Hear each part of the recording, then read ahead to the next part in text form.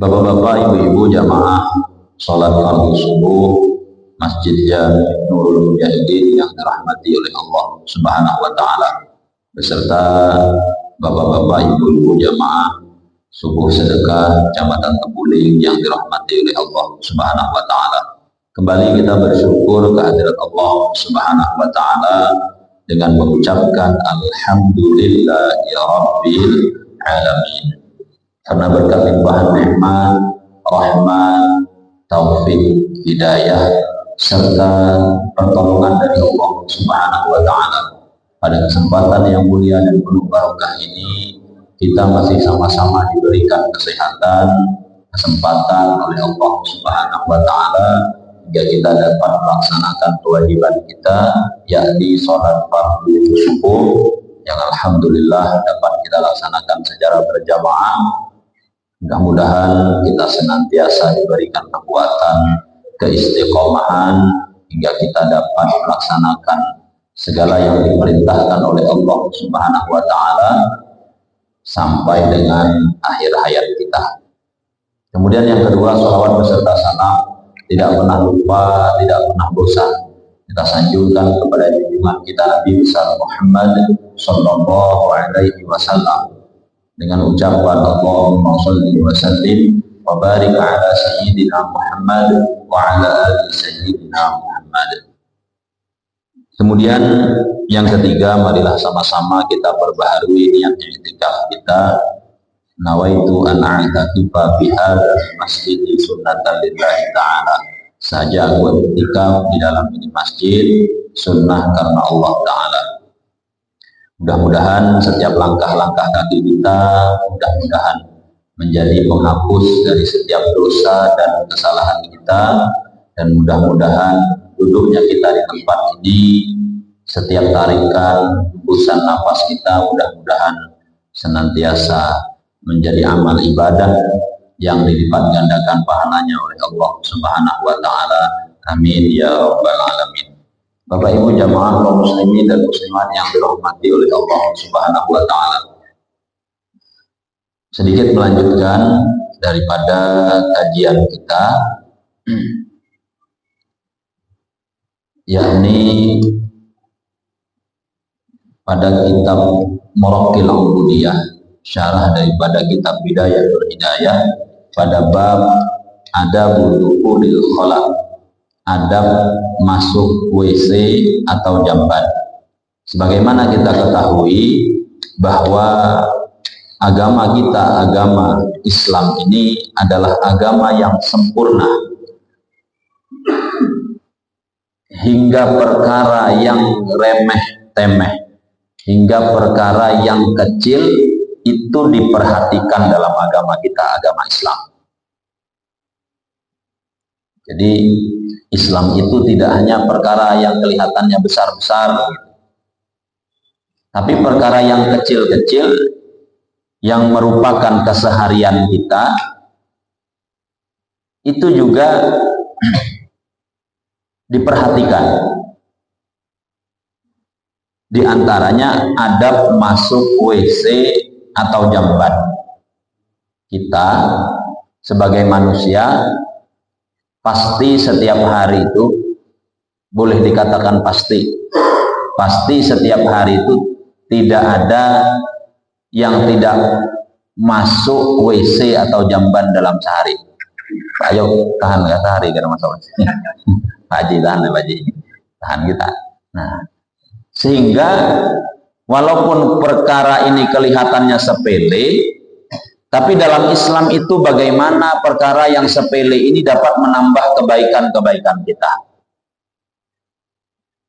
dapat menambah pahala-pahala dari Allah Subhanahu wa taala, dapat menambah rahmat Allah kepada kita. Tentu ini juga akan semakin mendekatkan diri kita kepada Allah Subhanahu wa taala. Nah, jadi jangan kita pandang hanya melulu yang mendekatkan diri kita kepada Allah Subhanahu wa taala itu seperti ibadah sholat, puasa, zakat, sedekah. Nah, itu pasti mendekatkan diri kita kepada Allah. Tapi perkara yang sepele, yang kecil-kecil, seperti adab kita sehari-hari, aktivitas kita sehari-hari, itu juga diharapkan mampu mendekatkan diri kita kepada Allah Subhanahu wa Ta'ala dan menambah pengenalan kita kepada Allah Subhanahu wa Ta'ala. Apabila engkau hendak ke kamar kecil, WC atau jamban, maka dahulukanlah kaki kiri engkau di waktu masuk dan kaki kanan engkau di waktu keluar. Ini diantara adab ketika kita masuk ke WC atau jamban, maka dianjurkan kita, disuruh kita itu mendahulukan kaki kiri ketika masuk dan kaki kanan di waktu keluar. Nah, jadi ulama juga menyebutkan ada dua adab ketika masuk dan keluar. Ketika kita mau masuk itu berdoa, kemudian masuk dengan kaki kiri, kemudian ketika kita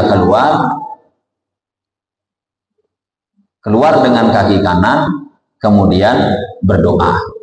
Sederhananya begitu. Kenapa kaki kiri dan kaki kanan ini? Karena WC itu tempat yang kotor. Nah, tempat, ya kalau sekarang sudah bersih lah, tapi walaupun bersih, tempat membuang kotoran. Maka kaki kiri.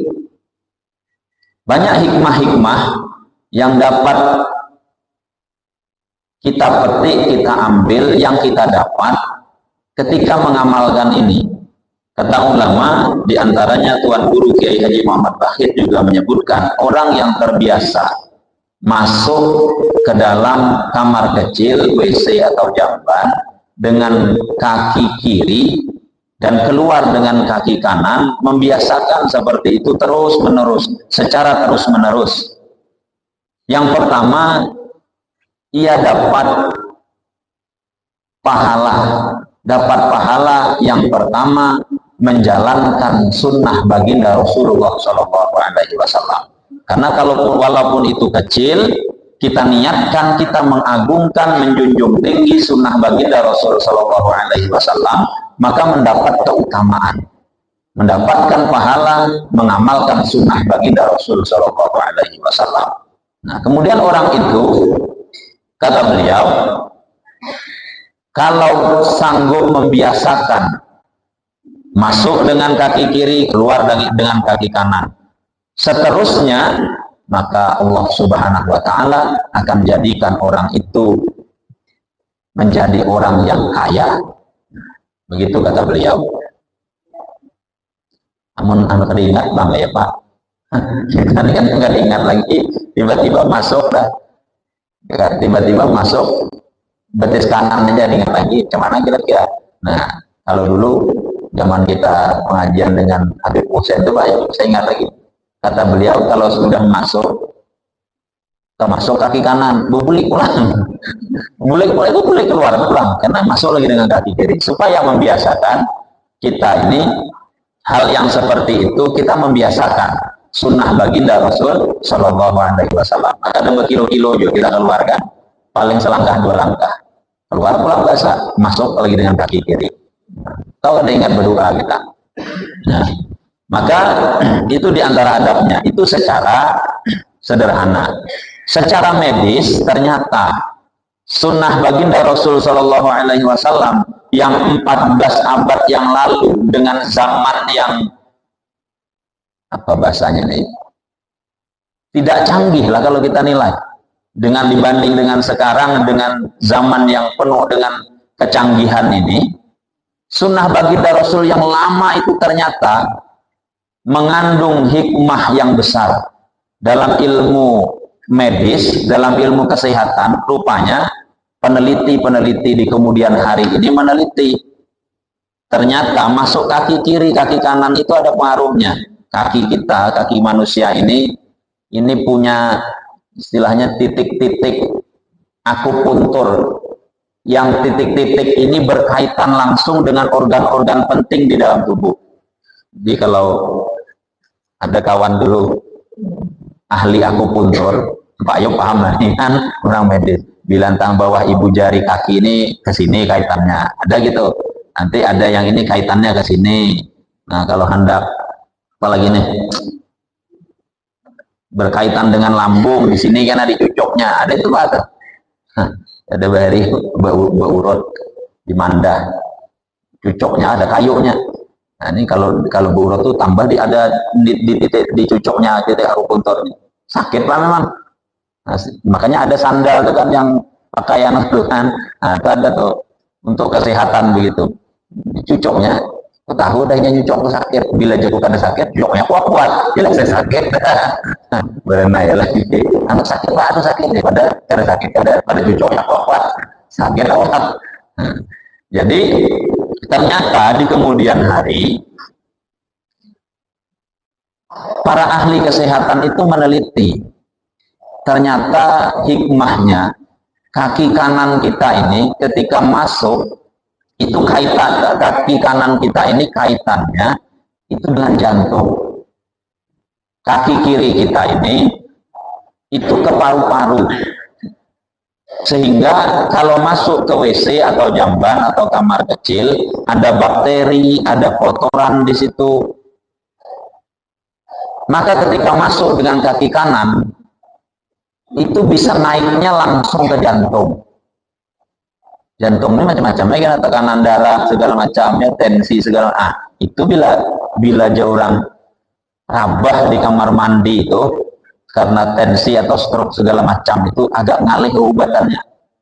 Nah, makanya kemudian kaki kiri, ketika kaki kiri dia ke paru-paru, ini disaring dulu, masih bisa disaring kalau ke paru-paru. Nah, itu ternyata di kemudian hari ditemukan hikmahnya oleh pakar-pakar dan ahli kesehatan seperti itu. Ternyata sunnah baginda Rasulullah SAW tidak melulu masalah pahala saja, tapi ada hikmah yang besar di balik semua itu. Nah, setiap tempat kotor adalah tempat yang tidak terhormat atau tempat yang hina. Dan di setiap akan memasuki tempat yang kotor, dahulukanlah kaki kiri. Nah, demikianlah disebutkan oleh para ulama. Jadi setiap tempat yang kotor itu adalah tempat yang tidak terhormat. Jadi kalau sekarang ini sudah macam-macam model. Ada orang, kita pernah lihat di televisi itu, ini kata ulama, pernah kami tanyakan dulu dengan salah seorang guru, macam mana nih? Ya, ada macam-macam Pak. Orang jual makanan nih model prasmanan. Tapi model prasmanan ini nanti tempat meletakkan makanannya itu modelan Pak. Model kloset kita tuh ada tuh kan di TV tuh. Tempat menaruh makanannya tuh, tempat wadah kita mencungkung di WC itu sudah tuh ada yang model WC duduk itu, model itu tempat-tempatnya ya unik, kreatif, jadi kreatif. Dulu pernah kami tanyakan, guru macam mana kalau kayak itu tuh? Ujar salah seorang guru itu termasuk tidak menghormat kepada makanan. Tempat kita mencungkung itu tempat menandak kotoran kita tuh digunakan untuk makanan. Memang bersih sebelumnya segala macamnya, tapi itu nilainya tidak menghormat kepada makanan. Menghilangkan keberkahan daripada makanan itu. Karena sesungguhnya itu lain tempatnya, lain fungsinya. Tapi adalah ini kita makan juga kita mandak makanan di wadah yang seperti itu. Jadi artinya segala inovasi apapun segala macamnya itu hendaknya senantiasa memperhatikan adab-adab daripada yang umum kita lakukan. Demikianlah yang disebutkan oleh para ulama. Janganlah engkau membawa sesuatu yang bertuliskan nama Allah Subhanahu wa Ta'ala dan Rasulullah ke dalam tempat yang kotor itu, dan janganlah masuk ke dalamnya tanpa menutup kepala. Nah, jadi sesuatu yang bertuliskan asma Allah ini ditinggal. Mana tahu kita punya cincin, cincinnya itu ada tulisannya, ada wakafnya, kan biasanya gelang lah, ada di situ tertulis nama Allah, maka tinggalkan, jangan dibawa masuk. Itu diantara adab-adabnya. Nah, bahkan ada juga ulama yang menyebutkan, ini kita biasa kita punya kita kopiah ada yang pakai apa namanya pelambang terompah baginda Rasul Shallallahu Alaihi Wasallam. Nah, itu kalau bisa jangan dibawa ke WC karena itu ada kemuliaannya. Nah, lambang itu sebagian kita itu dimuliakan, maka itu diantara adabnya. Dan hendaklah masuk ke dalamnya, janganlah masuk ke dalamnya tanpa memakai penutup kepala. Nah, kalau ada kita ini kan terbalik kan, kalau masuk ke WC pakai kopiah, anjurannya suruh menutup kepala. Jadi selama kopiah itu tidak ada lambang terompah baginda Rasul, tadi pakai aja Pak, taruh saja.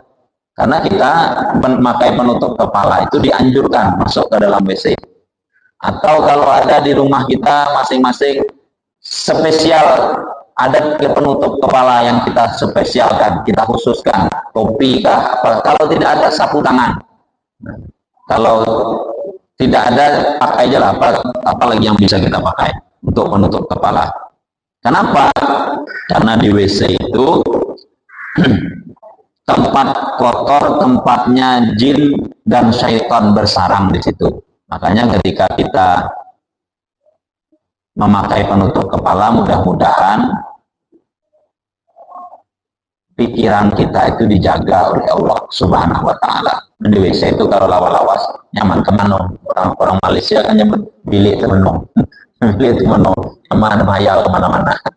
Bisa lawas tuh, setengah jam dalam WC. Nah,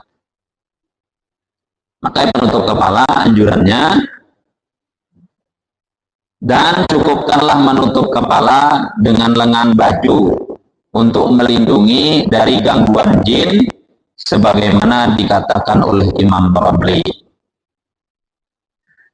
Maka ini diantara sebagian hikmah-hikmah adab-adab masuk ke dalam WC atau jamban. Masih banyak hikmah-hikmah yang lainnya, karena waktu kita sudah siang. Mudah-mudahan walaupun sedikit ini mengingatkan kembali akan adab-adab kita dalam kehidupan sehari-hari. Mudah-mudahan kita diberkahi oleh Allah Subhanahu Wa Taala, diselamatkan dunia dan akhirat. Amin. Allahumma amin. Terima kasih atas segala perhatian. Mohon maaf atas kekurangan. Billahi taufiq wal hidayah. Wassalamualaikum warahmatullahi wabarakatuh. Al-Fatihah. A'udzubillahi minasyaitonirrajim. Bismillahirrahmanirrahim. Alhamdulillahirabbil alamin. Arrahmanir rahim. Maliki yaumiddin. Iyyaka na'budu wa iyyaka nasta'in. Ihdinas siratal mustaqim. Shiratal ladzina an'amta 'alaihim ghairil maghdubi 'alaihim waladdallin. Amin. Amin. Bismillahirrahmanirrahim. Alhamdulillahirabbil alamin. Allahumma shalli wa sallim ala sayyidina Muhammadin wa ala alihi wa ashabihi ajma'in. اللهم اجعل جمعنا هذا جمعا مرحوما وتفرقنا من بعده تفرقا معصوما. اللهم انا نسالك العافيه في الدنيا والاخره. ربنا اتنا في الدنيا حسنه وفي الاخره حسنه وقنا عذاب النار. وصلى الله على سيدنا مولانا محمد وعلى اله وصحبه وسلم. الحمد لله رب العالمين. تقبل